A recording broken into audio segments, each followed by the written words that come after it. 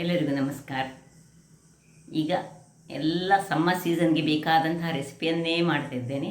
ಇವತ್ತು ಈ ಕಲ್ಲಂಗಡಿ ಹಣ್ಣು ಅಂದರೆ ವಾಟರ್ ಮೆಲನ್ ಅದನ್ನು ಬಳಸಿ ಒಂದು ರುಚಿಕರವಾದ ದೋಸೆ. ಕಲ್ಲಂಗಡಿ ಹಣ್ಣಿನ ತಿರುಳನ್ನು ಮಾತ್ರ ಬಳಸಿ ಸಹ ಮಾಡ್ಬೋದು. ಅದರೊಟ್ಟಿಗೆ ಸ್ವಲ್ಪ ಕಲ್ಲಂಗಡಿ ಹಣ್ಣು ಅಂದರೆ ವಾಟರ್ ಮೆಲನನ್ನು ಸ್ವಲ್ಪ ಪೀಸಸ್ ಹಾಕಿ ಮಾಡಿದರೆ ಒಳ್ಳೆ ಕಲರ್ಫುಲ್ಲಾದ ಮತ್ತು ರುಚಿಕರವಾದ ದೋಸೆ ಬರ್ತದೆ. ಇದು ನಾನು ಫರ್ಮೆಂಟ್ ಮಾಡಿದಂತಹ ದೋಸೆ. ಬಹಳ ಚೆನ್ನಾಗಿ ಬರ್ತದೆ, ಆರೋಗ್ಯಕ್ಕೆ ಸಹ ಬಹಳ ಉತ್ತಮ. ಈ ಸಮ್ಮರ್ ಸೀಸನ್ಗಂತೂ ಹೇಳಿ ಮಾಡಿಸಿದಂತಹ ಒಂದು ದೋಸೆ.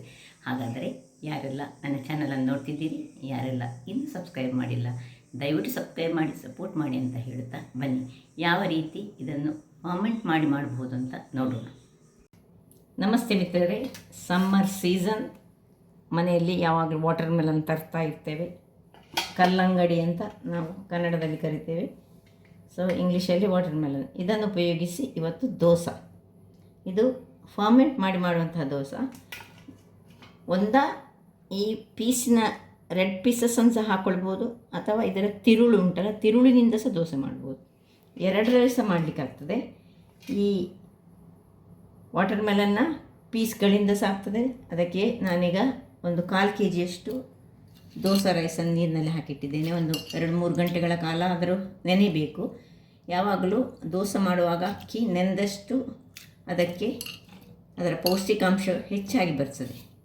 1 ಬೌಲ್ನಷ್ಟು ತೆಂಗಿನ ತುರಿ ಆದರೆ 1 ಬೌಲ್ನಷ್ಟು ಈ ಯಾವ ಅವಲಕ್ಕಿ ಸಾಕ್ತದೆ, ತೆಳು ಅವಲಕ್ಕಿ ಸಾಕ್ತದೆ, ಅಥವಾ ಯಾವುದು ದಪ್ಪ ಅವಲಕ್ಕಿ ಆದರೆ ಬೇಗ ಸ್ವಲ್ಪ ನಾವು ಅದನ್ನು ನೆನೆ ಹಾಕಿ ಇಡಬೇಕಾಗ್ತದೆ. ಇದಕ್ಕೆ ಸ್ವಲ್ಪ ನೀರನ್ನು ಹಾಕ್ಕೊಂಡು ಇದನ್ನು ನಾನು ಸುರಿಗೆ ತೊಳೆದುಕೊಂಡು ಇಟ್ಟುಕೊಳ್ತೇನೆ. ಸ್ವಲ್ಪ ನೀರು ಹಾಕಿ ತೊಳೆದುಕೊಳ್ಳೋಣ. ನೋಡಿ, ನೀರಿನಲ್ಲಿ ತೊಳೆದಿಟ್ಟುಕೊಂಡು ಇದು ಹೀಗೆ ಇರಲಿ. ಈಗ ಎಲ್ಲ ಒಂದು ಪಕ್ಕಕ್ಕಿಟ್ಟುಕೊಂಡು ನಾವು ಈ ಒಂದು ವಾಟರ್ ಮೆಲನ್ ನಮಗೆ ಎಷ್ಟು ಬೇಕು, ಕಲ್ಲಂಗಡಿ ಬಚ್ಚಂಗಾಯಿ ಅಂತ ತುಳುವಲ್ಲಿ ನಾವು ಕರಿತೇವೆ. ಸೊ ಎಷ್ಟು ಬೇಕು, 1/4 kg ನಮ್ಮ ಅಕ್ಕಿಗೆ ಒಂದಿಷ್ಟು ದೊಡ್ಡ ತುಂಡು ಸಾಕು. ಇದರ ತಿರುಳನ್ನು ಸಹ ಒಟ್ಟಿಗೆ ನಾವೀಗ ಏನು ಮಾಡಬೇಕು, ಎಲ್ಲವನ್ನು ಕಟ್ ಮಾಡ್ಕೊಳ್ಳೋಣ. ಸುರಿಗೆ ತಿರುಳಿನೊಟ್ಟಿಗೆ ಕಟ್ ಮಾಡ್ಕೊಳ್ತಿದ್ದೇನೆ ನಾನು. ಬೀಜ ಎಲ್ಲ ರಿಮೂವ್ ಮಾಡ್ಕೊಳ್ಳೋಣ. ಎಲ್ಲ ಬೀಜ ತೆಗೆದುಕೊಂಡು ನೋಡಿ, ಇದು ಅದಾದರೆ ಇದರ ತಿರುಳು ಸಹ ನಾವು ತೆಗೆದುಕೊಳ್ಳೋಣ. ಈ ತಿರುಳನ್ನು ಸಹ ಸಣ್ಣದಾಗಿ ಕಟ್ ಮಾಡಿಕೊಂಡು ಇದರದ್ದು ಸುಕ್ಕ ಸಹ ಮಾಡ್ತೇವೆ ನಾವು. ಇದನ್ನು ಹೀಗೆ ಕಟ್ ಮಾಡಿ ಸಣ್ಣದಾಗಿ ಹೆಚ್ಚಿಟ್ಕೊಂಡು ಅದು ಸಹ ಮಾಡ್ತೇವೆ. ಅದನ್ನು ಇನ್ನೊಂದು ಸರ್ತಿ ಬಾರಿ ಮಾಡಿ ತೋರಿಸ್ತೇನೆ. ಈಗ ತಿರುಳು ಪ್ಲಸ್ ಇದನ್ನು ಸಣ್ಣದಾಗಿ ಕಟ್ ಮಾಡ್ಕೊಳ್ತಿದ್ದೇನೆ. ನೋಡಿ, ಇದನ್ನು ಕಟ್ ಮಾಡಿಕೊಂಡು ಒಂದು ಮಿಕ್ಸಿ ತೆಗೆದುಕೊಂಡು ಸುರಿಗಿದಿರೋದು ಇದಕ್ಕೆ ಉಪ್ಪು ಮತ್ತು ಒಂದು ಚೂರು ಈ ಪೆಪ್ಪರ್ಕಾರ್ನ್ಸ್ 1-2 ಕಾಳುಗಳಷ್ಟು ಹಾಕ್ಕೊಂಡು ಇದರದ್ದೊಂದು ಪ್ಯೂರಿ ಮಾಡ್ಕೊಳ್ಳೋಣ. ಇದರ ರಿಂಡು ಸಹ ಬೇಕು ನಮಗೆ. ರಿಂಡು ಹೇಳಿದರೆ ತಿರುಳು ಸಹ ಬೇಕಾಗ್ತದೆ. ಸೊ ಇಷ್ಟು ಸಣ್ಣ ತುಂಡು ಸಾಕು ನಮಗೆ. ಇಷ್ಟನ್ನು ಈ ಒಂದು ದೋಸೆ ಮಾಡುವಾಗ ನಾವು ಇದಕ್ಕೆ ನೀರನ್ನು ಹಾಕ್ಕೊಳ್ಳಿಕ್ಕಿಲ್ಲ. ಈ ಒಂದು ಪ್ಯೂರಿ ಏನು ಮಾಡ್ತೇವೆ ನೋಡಿ, ಅದನ್ನು ಯೂಸ್ ಮಾಡಿಕೊಳ್ಳಿಕ್ಕೆ. ಅದರಿಂದಾಗಿ ಇದನ್ನು ನೋಡಿ, ಬಿಳಿ ಖಾಲಿ ಬಿಳಿಯಿಂದಲೂ ಸಹ ಮಾಡ್ಕೊಳ್ಬೋದು ನಾವು. ಬಿಳಿಯಿಂದ ಮಾಡಿದರೆ ಬಿಳಿ ದೋಸೆ ಬರ್ತದೆ. ಅದರ ತಿರುಳನ್ನು ಸಹ ಹಾಕಿದರೆ ಕೆಂಪು ದೋಸೆ ಬರ್ತದೆ. ಸೊ ತಿರುಳು ಪ್ಲಸ್ ಇದನ್ನು ಹಾಕ್ಕೊಂಡು ಎಲ್ಲವನ್ನು ಗ್ರೈಂಡ್ ಮಾಡಿ ಈಗ ನಾನೀಗ ತರ್ತೇನೆ ನಿಮಗೆ. ವೀಕ್ಷಕರೇ, ಇದು ನೋಡಿ, ಇದು ಗ್ರೈಂಡ್ ಆಗಿ ಬಂತು.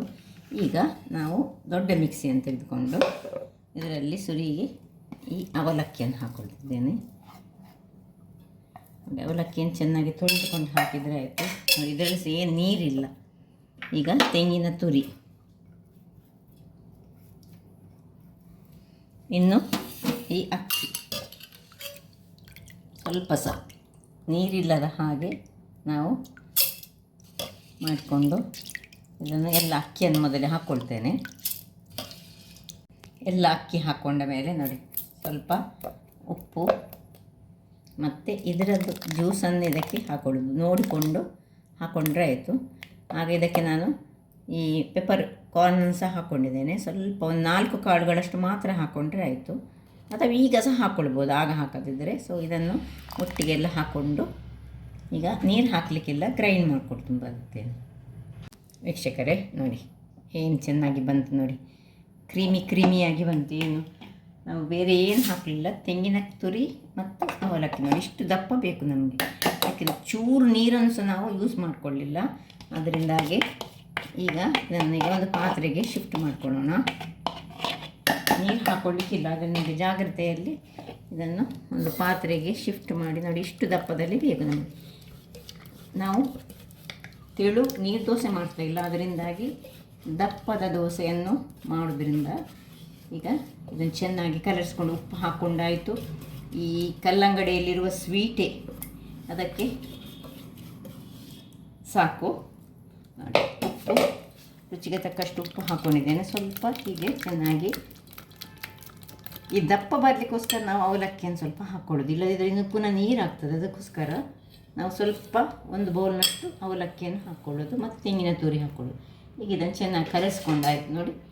ಇನ್ನು ಮುಚ್ಚಿಕೊಂಡು ಇಲ್ಲಿ ಇಟ್ಟು ಫಾರ್ಮೆಂಟ್ ಆಗಲಿಕ್ಕೆ ಇಟ್ಕೊಳ್ಬೇಕು. ಇದರ ಮೇಲೆ ಒಂದು ಭಾರದ ವಸ್ತು ಇಟ್ಕೊಳ್ಳೋಣ. ಈಗ ಸಮ್ಮರ್ ಸೀಸನ್, ಬೇಗ ಫಾರ್ಮೆಂಟೇಷನ್ ಆಗ್ತದೆ. ವೀಕ್ಷಕರೇ ನೋಡಿ, ಬೆಳಿಗ್ಗೆ ಆಗಿದೆ. ಈಗ ಹೇಗೆ ಆಗಿದೆ ಅಂತ ನೋಡೋಣ. ತುಂಬ ಇದೇನು ಉಬ್ಬಿ ಬರೋದಿಲ್ಲ, ಯಾಕೆ ಹೇಳಿದರೆ ನಾವು ಇದಕ್ಕೆ ಏನು ಉದ್ದುಗಿದ್ದು ಏನು ಹಾಕೋದಿಲ್ಲ. ನೋಡಿ ದಪ್ಪ ಆಗಿದೆ, ಮತ್ತು ಕಲ್ಲರ್ ನೋಡಿ ನೋಡಿ ಯಾವ ರೀತಿಯಲ್ಲಿ ಕಲ್ಲಂಗಡಿಯ ಕಲ್ಲರಲ್ಲೇ ಉಂಟು. ಚೂರು ದಪ್ಪ ಉಂಟು. ಈಗ ನಮಗೆ ಚೂರು ನೀರನ್ನು ಹಾಕ್ಕೊಳ್ತೇನೆ ನಾನು, ಸ್ವಲ್ಪವೇ ಸ್ವಲ್ಪ, ತುಂಬ ಹಾಕ್ಕೊಳ್ಬಾರ್ದು. ಯಾಕಂದರೆ ಕಲ್ಲಂಗಡಿಯ ನೀರು ತುಂಬ ಆಗ್ತದೆ. ನಾವು ಮಿಕ್ಸಿ ತೊಳೆದ ನೀರು ಸಹ ಬೇಕಿದೆ ತೆಗೆದು ಇಟ್ಟುಕೊಳ್ಬೋದು. ಇಲ್ಲೀಗ ಉಪ್ಪು ಸರಿ ಉಂಟು ಒಂಚೂರು ನೋಡಿದರೆ ಆಯಿತು. ಮತ್ತು ನಿಮಗೆ ಚೂರು ಸ್ವೀಟ್ ಬೇಕಿದ್ದರೆ ಇದಕ್ಕೆ ಚೂರು ಸಕ್ಕರೆಯನ್ನು ಹಾಕ್ಕೊಳ್ಬೋದು. ಯಾಕೆ ಹೇಳಿದರೆ ಕಲ್ಲಂಗಡಿ ನಾವು ಸ್ವಲ್ಪ ಹಾಕ್ಕೊಂಡದ್ದು, ಅದರಿಂದಾಗಿ ನಾವು ಸಕ್ಕರೆ ಅಥವಾ ಚೂರು ಬೆಲ್ಲ, ನಾನು ಚೂರು ಬೆಲ್ಲದ ಪುಡಿಯನ್ನು ಹಾಕ್ಕೊಳ್ತೇನೆ. ಸ್ವಲ್ಪ ಬೆಲ್ಲದ ಪುಡಿಯನ್ನು ಹಾಕ್ಕೊಂಡೆ ನಾನು. ಹಾಕ್ಕೊಂಡು ಈಗ ಇಲ್ಲಿ ನಾವು ಕಾವಲಿಯನ್ನು ರೆಡಿ ಮಾಡಿ ಇಟ್ಕೊಳ್ಳೋಣ. ಇದು ಬಿಸಿ ಆಗಲಿ, ಕಾವಲಿ ಬಿಸಿ ಆಗುವಾಗ ಇದನ್ನು ನಾವು ಕಲಡಿಸ್ಕೊಳ್ಳೋಣ. ಇಲ್ಲಿ ನೋಡಿ ಹಿಟ್ಟು ರೆಡಿ ಆಯಿತು. ಈಗ ಒಂದು ಸೌಟಿನಷ್ಟು ತೆಗೆದುಕೊಂಡು ಇದನ್ನು ತುಂಬ ಅಗಾಲ ಮಾಡಬೇಕಂತಿಲ್ಲ, ಸ್ವಲ್ಪ ದಪ್ಪದಲ್ಲಿ ಇರಬೇಕು. ಇದು ಸ್ವಲ್ಪ ವೆಯ್ಟ್ ಮಾಡಿಕೊಂಡು ಮುಚ್ಚುವ ಮೊದಲು ಚೂರು ತುಪ್ಪವನ್ನು ಇದರ ಮೇಲೆ ಗ್ರೀಸ್ ಮಾಡಿಕೊಳ್ಳೋಣ.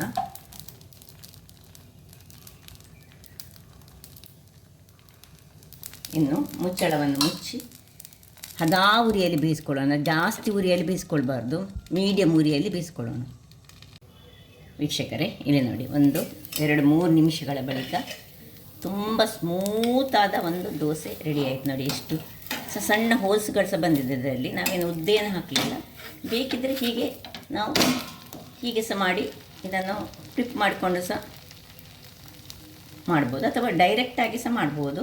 ಅದು ಚೆನ್ನಾಗಿ ಬೆಂದರೆ ಆಯಿತು ಮಾತ್ರ. ಬಟ್ ಒಂದು 5-6 ನಿಮಿಷ ಇಟ್ಕೊಂಡ್ರೆ, ಇಲ್ಲದಿದ್ದರೆ ಹೀಗೆ ಇದನ್ನು ಫ್ಲಿಪ್ ಮಾಡ್ಕೊಳ್ಬೋದು. ಈ ರೀತಿ ಬಂದರೆ ಆಯಿತು ನೋಡಿ, ಹೇಗೆ ಬಂತು ನೋಡಿ. ಇದೇ ರೀತಿ ಇತರ ದೋಸೆಗಳನ್ನು ಸಹ ಮಾಡ್ಕೊಳ್ಬೋದು. ಬೇಕಿದ್ದರೆ ಸ್ವಲ್ಪ ನೋಡಿ ಹೀಗೆ ನೀರು ಮಾಡಿಕೊಂಡು, ಇನ್ನೂ ಸ್ವಲ್ಪ ನೀರು ಮಾಡಿಕೊಂಡು ಇದನ್ನು ಡೈರೆಕ್ಟ್ ಹೀಗೆ ಮುಟ್ಟಿಕೊಳ್ಳದಿದ್ದರೆ ಸಹ ಆಗ್ತದೆ. ಹೀಗೆ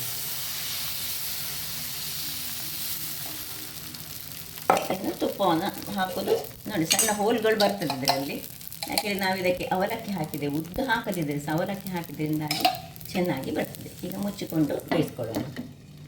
ವೀಕ್ಷಕರೇ ನೋಡಿ, 2ನೇ ದೋಸೆ ಸಹ ರೆಡಿ ಆಯಿತು. ಎಷ್ಟು ಚೆನ್ನಾಗಿ ಬಂತು ನೋಡಿ, ಸ್ಮೂತಾಗಿ ಉಂಟು. ಇದನ್ನು ಯಾವುದೇ ಚಟ್ನಿ ಒಟ್ಟಿಗೆ ಆಗಲಿ, ಅಥವಾ ಈಗ ಸಾಂಬಾರ ಹುಳಿಯ ನೋಡಿ, ನನ್ನ ಹತ್ರ ನಿನ್ನೆ ಜಾಕ್ ಫ್ರೂಟ್ ಇದ್ದು, ಅಂದರೆ ಈ ಹಲಸಿನ ಕಾಯಿಯಿಂದ ಮಾಡಿದಂತಹ ಹುಳಿ ಅದುಂಟು, ಅಥವಾ ಸಾಂಬಾರು ಅಂತ ಹೇಳಿ ಏನು ಕರಿತೇವೆ ಅದುಂಟು. ಅದರೊಟ್ಟಿಗೆ ಸಹ ಮುಳುಗಿಸಿ ತಿನ್ಬೋದು ನೋಡಿ. ಎಷ್ಟು ಸ್ಮೂತವಾಗಿ ಉಂಟು ಹೇಳಿದರೆ. ಇದರಲ್ಲಿ ಈ ಕಲ್ಲಂಗಡಿ ಹಣ್ಣು ಇರೋದ್ರಿಂದಾಗಿ ಮತ್ತು ಅದರೊಟ್ಟಿಗೆ ಅವಲಕ್ಕಿ ಸೇರಿಸೋದ್ರಿಂದಾಗಿ ಬಹಳ ಸ್ಮೂತಾಗಿ ಬರ್ತದೆ. ಅದರೊಟ್ಟಿಗೆ ತೆಂಗಿನ ತುರಿ ಸಹ ಉಂಟು. ರುಚಿ ಅಂತೂ ತುಂಬ ಚೆನ್ನಾಗಿದೆ. ಬೆಣ್ಣೆಯೊಟ್ಟಿಗೆ ಸಹ ತಿನ್ಬೋದು, ಅಥವಾ ತುಪ್ಪ ಹಾಕ್ಕೊಂಡು ಸಹ ತಿನ್ಬೋದು. ಹೇಗೆ ಸಹ ಯಾವ ರೀತಿಯಲ್ಲಿ ಸಹ ಚಟ್ನಿಯೊಟ್ಟಿಗೆ ಸಹ ತಿನ್ಬೋದು. ಹಾಗಾದರೆ ನೋಡಿದ್ರಲ್ಲ ವೀಕ್ಷಕರೇ, ಒಂದು ಸುಲಭ ವಿಧಾನದಿಂದ ಕಲ್ಲಂಗಡಿ ಬೇಕಂತಿಲ್ಲ, ಆದರೆ ತಿರುಳನ್ನು ಹಾಕಿ ಸಹ ಮಾಡ್ಬೋದು. ತಿರುಳನ್ನು ಹಾಕಿದರೆ ಈ ಕಲರ್ ಬರೋದಿಲ್ಲ, ತಿರುಳು ಹಾಕಿದರೆ ಬಿಳಿ ಬಿಳಿ ದೋಸೆ ಬರ್ತದೆ. ಹಾಗಾದರೆ ನನ್ನ ಈ ಕುಕಿಂಗ್ ಚಾನಲ್ ನಿಮಗೆ ಇಷ್ಟ ಆದರೆ ಬೋಳೂರು ಸುವರ್ಣ ಚಾನಲನ್ನು ಲೈಕ್ ಮಾಡಿ, ಶೇರ್ ಮಾಡಿ, ಹಾಗೂ ಸಬ್ಸ್ಕ್ರೈಬ್ ಮಾಡಿ, ಹಾಗೂ ನನ್ನ ಇನ್ಸ್ಟಾಗ್ರಾಮ್ ಪೇಜನ್ನು ಫಾಲೋ ಮಾಡಿ. ಧನ್ಯವಾದಗಳು.